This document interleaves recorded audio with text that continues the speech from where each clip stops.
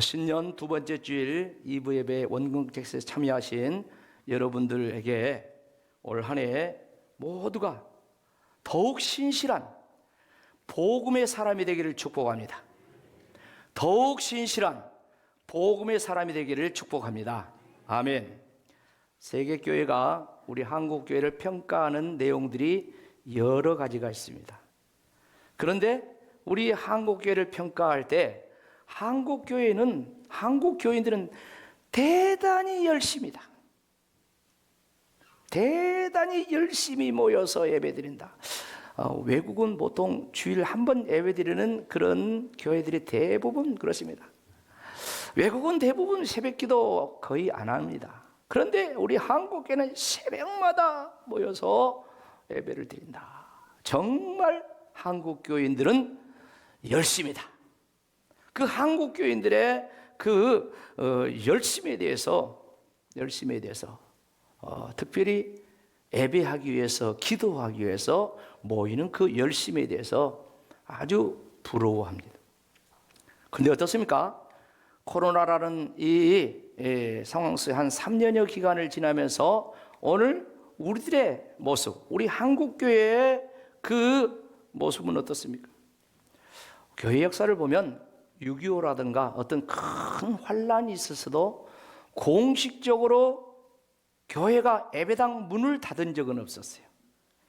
그런데 이 코로나라는 이 감염병으로 인하여서 이제 감염되면 안 되니까 어쩔 수 없이 예배를 통제하고 또 예배를 때로는 못 드리게 하고, 그리고 또 예전에는 솔직히 그랬어요. 우리나라에 여의도 순복음교회, 지금 유튜브 나가는데 여의도 순복음교회에서 맨 먼저 이 영상을 이렇게 띄고 텔레비 하니까 이상하게 봤어요. 그리고 저거 좀 이상한 거 아니냐, 좀 이단성이 있는 거 이렇게 봤어요. 그런데 지금은 조그만 시골 교회도 다 이 영상을 이렇게 비치해 놓고 한 게 이 코로나 때문에. 그래서 영상 예배 드리고 또는 줌 예배를 드리고 듣도 보도 못한 비대면 예배라는 것이 거의 뭐 정상적인 것처럼 그렇게 된 게 오늘 우리 한국교회에, 오늘 우리 성도들의 현실이 아닌가. 이런 과정 속에 교회가 10,000개가 문을 닫았다고 통계 보고를 합니다. 그것은 교회가 통계를 낸 것이 아니라 코로나 이 방역을 잘 지키는가, 교회가 지키는가, 이것을 정부에서 검사 다니면서 10,000개가 문을 닫았다고 통계가 나왔어요. 이제 코로나 팬데믹 시대가 엔데믹, 풍토병 이런 식으로 이렇게 전환되고 있다고 합니다. 지금 5만 명, 6만 명 이제 계속해서 코로나 감염자가 나옵니다. 그럼에도 불구하고 지금 대한민국에 어디도 예배를 통제하는 데 없습니다. 숫자 줄이라 하는 데 없습니다. 다 자유롭게 예배드립니다. 그런데 어떻습니까? 이것도 통계입니다. 이렇게 자유로운 옛날과 똑같은 그런 예배의 자유가 있음에도 불구하고 20%에서 30%의 성도들은 현장 예배로 나오지 않는다는 거예요. 현장 예배로 나오지 않는다는 거예요. 그것이 오늘 우리들의 현실입니다. 사랑하는 성도 여러분, 지난 첫 주일이니까 표에 대한 설교를 했죠. 우리 교회 표, 액추 29 미래로 도약하는 교회 실천표 1,000번째 기도의 삶. 오늘은 총의 표를 말씀을 드려요. 다 같이 한번 해봅시다. 시작. 복음의 사람 예배자로 살게 하소서. 총의 표입니다. 총회는 우리 교단을 대표하는 기관으로서 우리 교단 1만여 교회에 300만여 성도들을 아우르는 기관입니다. 이 총회가 하나의 표를 제시하고 온 교단 교회 성도들을 함께 나가자 하는데 복음의 사람 예배자로 살게 하소서. 이걸 보면은 우리 성도들의 교회 그 예배 생활이 얼마나 옛날과 달라졌는가, 이걸 반증해 주고 있어요. 이것도 전문가들의 이야기입니다. 올해가 올해가 마지노선이다. 그렇게 합니다. 무슨 마지노선이라 이 말이냐? 올해 안에 코로나 상황 속에서 여차저차 해가지고 예배 안 나온 사람들이 올해 안에 예배 안 나오면 그 사람들은 영영 교회 안 나올 것이다. 제 이야기 아닙니다. 전문가들이 하는 이야기입니다. 저는 오늘 설교를 몇 주 준비를 하면서 이건 숙제다. 이 숙제를 해결해야 되지 않겠는가 하는 그런 아주 간절한 그런 심정으로 설교를 준비했습니다. 복음의 사람, 예배자로 살게 하소서. 자, 그렇다면 복음의 사람이란 어떤 사람을 복음의 사람이라 합니까? 복음의 사람이 정의가 있어야 될 거 아닙니까? 사람을 이야기해야 되네. 그러면 복음부터 정의를 해야 돼. 복음이 무엇인가? 복음이. 사도 바울이 저 로마에 그 핍박받고 있는 성도들에게 편지를 보낸 게 로마서입니다. 이방 성도들에게. 근데 그들에게 편지를 보내면서 나는 하나님께 부름받은 사람이다. 복음을 위하여 택정함을 받은 사람이다. 내가 너에게 복음을 전한다 하면서 요약해서 말씀드린 이 복음은 예수 그리스도다. 이렇게 말씀. 로마서 1장 1절로 4절 말씀을 볼까요? 예수 그리스도의 종 바울은 사도로 부르심을 받아 하나님의 복음을 위하여 택정함을 이뤘으니 이 복음은 하나님이신 선자들을 하나님이 선자를 통하여 그의 아들에 관하여 성경에 미리 약속하신 것이라. 그의 아들에 관하여 말하면 육신은 다윗의 혈통에서 나셨고 4절은 다 같이요. 시작. 성결의 영으로는 죽은 자 가운데서 부활하사 능력으로 하나님의 아들로 선포되시니 곧 우리 주 예수 그리스도시니라. 아멘. 자, 그렇다면 복음의 사람을 정리하면 어떻게 말할 수 있습니까? 복음의 사람, 다 같이 시작. 복음의 사람이란 예수님을 하나님의 아들로 구세주로 믿는 성도 여러분. 한 번 더 합시다. 시작. 복음의 사람이란 예수님을 하나님의 아들. 왜 그러냐?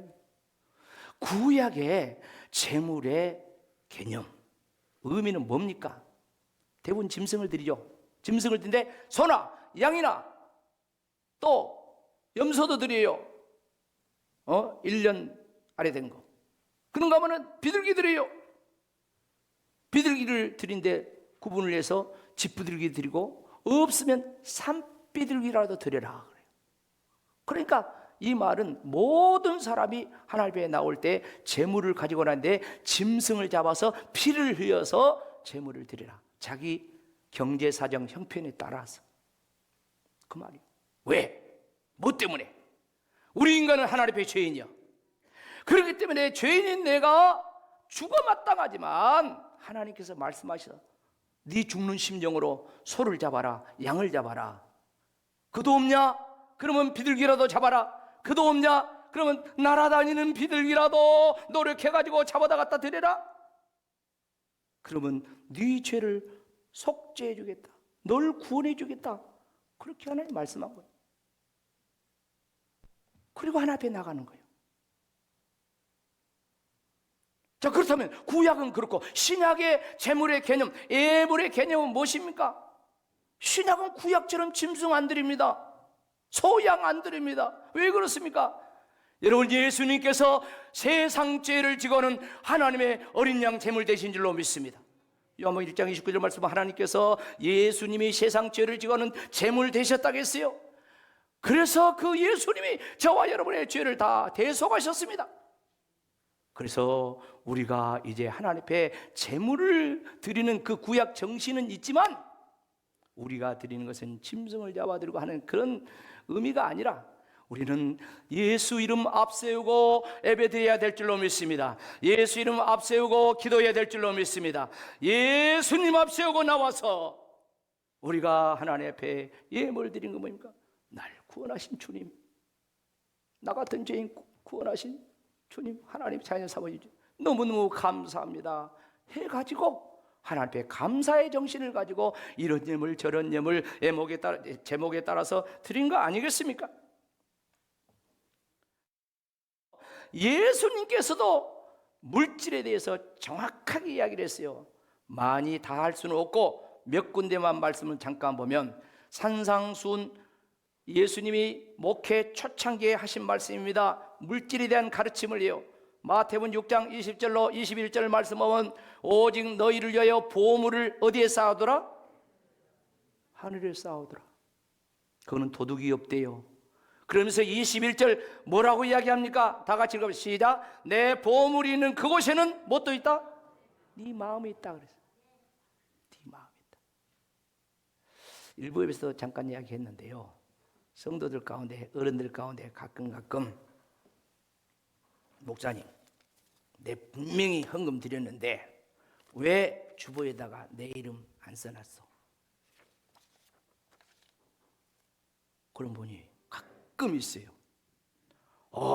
이쪽에 헌금 개수위원들이 물어보니까 목사님 빈 봉투였어요. 그래요. 깜빡한 거지. 물어보니까 나 분명히 넣었는데 많은 헌금했는데 나를 그렇게 도둑 만들지 말라고 시험 든 사람도 있어. 시험 든 사람. 무슨 말입니까? 물질이 있는 곳에 뭐가 있다? 그 말이에요. 예수님이 하신 말씀입니다. 그런가 하면 예수님이 헌금하면서 사람들이 헌금한 걸 보는 거야. 보면서 과부가 2렙돈 헌금을 했어. 우리로 치면 동전 2개, 요새 500원짜리 2개 했다가 이 헌금을 했어. 그러니까 예수님이 그 과부를 칭찬한데 여기 많은 사람보다 이 사람은 더 많이 드렸다. 최고 많이 다 칭찬해요. 마가복음 12장 거기 말씀 보면 그렇죠. 예수께서 제자들을 불러다가 이르시되 내가 진실로 너희에게 이르노니 가난한 과부는 헌금함에 넣는 모든 사람보다 많이 넣었대. 왜? 그들은 다 풍족한 중에서 넣었지만 이 과부는 가난한 중에서 자기의 모든 것 소유 곧 생활비 전부를 냈다. 2렙돈이 생활비 전부였대. 여러분, 주님은 액수보다도 마음 중심, 진정성을 보시는 줄 믿으시기 바랍니다. 절대 헌금에 시험 들면 안 돼요. 왜? 사도 바울은 제가 고린도 교회 편지를 하면서 헌금에 대해 쫙 가르쳤어요. 고린도서 9장 5절로 7절 말씀은 이렇게 말씀하고 있어요. 그러므로 내가 이 형제들로 먼저 너희에게 가서 너희가 전에 약속한 연보를 미리 준비하게 하도록 권면하는 것이 필요한 줄 생각하니 이렇게 준비해야 참 연보답고 억지가 아니니라. 이것이 곧 작게 심는 작게 거두는 것이고 많이 심자는 많이 거두는 것이다. 7절 다 같이 읽어봅시다. 시작. 각각 그 마음에 정한 대로 할 것이요 인색함으로나 억지로 하지 말지 하나님이 즐겨야 되는 자를 사랑하시는지라. 아멘. 주님께서 말씀하십니다. 주님께서 저기 노란 글씨 써놨어요. 앞에 연보, 헌금을 이야기하죠. 연보, 그리고 많이, 이런 단어 노란 걸 쓰는데 이건 뭐냐면요, 원어가 같아. 원어가. 그래서 번역을 하면 같이 번역할 수 있는데 무슨 말입니까? 복이라고 번역을 할 수 있어요. 그러니까 연보, 헌금은 무엇이다? 복이다 말이에요. 많이 드렸다. 연보를 많이 드렸다. 헌금을 많이 드렸다. 복을 많이 드렸다. 복을 많이 심었다. 그럼 어째요? 많이 심는 자가 많이 거둔다고 했잖아요. 이렇게 이야기하면 저 오마이뉴스나 빼딱한 그런 인간들은 이상하게 해석을 해가지고 그렇게 해가지고 막 뉴스 올리고 막 그래. 절대 오마이뉴스 보지 마세요, 성도들은. 기독교를 완전히 말살시키려고 하는 그런 기독교인 아닌 기독교인들이 있어요. 그렇게 하는 사람도 있어요. 사랑하는 성도 여러분, 주님은 중심 보신 줄로 믿습니다. 여러분 중심에 정말 하나님 앞에 이제 구원의 은혜에 감격하고 예수 공로 은혜에 감격하고 나에게 주신 축복에 감사해서 중심으로 올 한 해 헌금 생활 잘하기를 축복합니다. 그래서 복을 받으세요. 그래서 그 헌금도 예배자의 중요한 내용 아닙니까? 그런가 하면 세 번째 하나 더 말씀드리고 싶은 것은 우리 입술의 찬송을 산제물로 드려요. 찬송. 예배 전에 보통 한 20분 전에 찬송을 합니다. 그 20여 분 전에 이제 와서 찬송 일찍이부터 찬송한 분들이 있습니다. 그러니까 본예배 때 찬송 몇 자리 합니다. 역시 마찬가지입니다. 이런 모든 찬송들을 우리 하나님이 받으신 줄로 믿습니다. 이것이 재물이요, 재물. 재물. 이것이 얼마나 중요한지 하나님은 찬송 중에 계신 분이다. 하나님은 찬송 들 때 황소를 드린 것보다 더 기뻐하신다. 시편 22편 3절 말씀부터 봅니다. 이스라엘의 찬송 중에 계시는 주여, 주는 거룩하신다. 저와 여러분이 찬송할 때 우리 주님이 우리 찬송 가운데 계실 줄로 믿습니다. 역사하십니다. 은혜 주십니다. 치유하십니다. 받으십니다. 역사가 일어나요. 찬송. 그런가 하면 시편 69편 31절 말씀 보면 그렇죠. 내가 노래로 하나님의 이름을 찬송하며 감사함으로 하나님을 위대하시다 하리니. 이것이 뭐라고요? 소 곧 뿔과 곱이 있는 무엇보다 황소를 드림보다 여호와를 더욱 기쁘시게 하는 것이다. 황소 한 마리 얼마요? 한 1,000,000원 넘어가죠.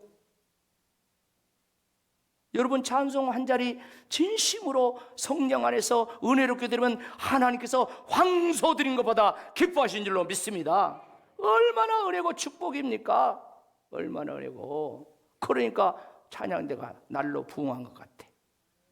찬양대가 많이 안녕. 찬송.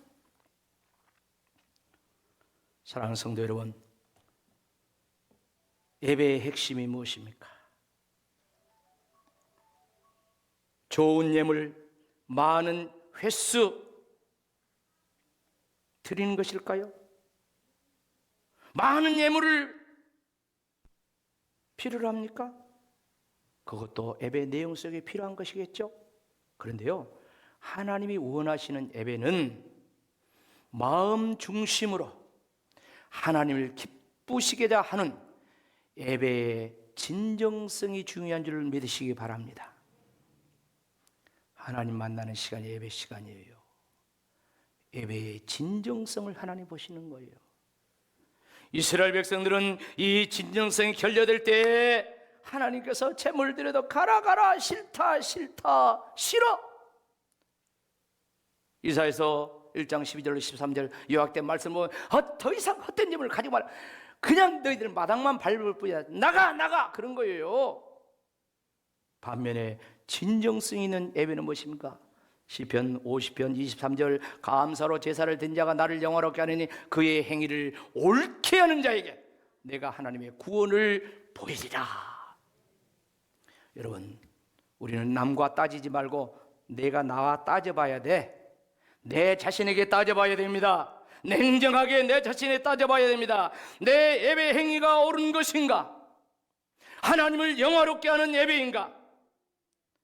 나의 예배는 하나님을 향한 구원의 감격과 진정성이 얼마나 있는가? 내 예배를 따져봐야 된다.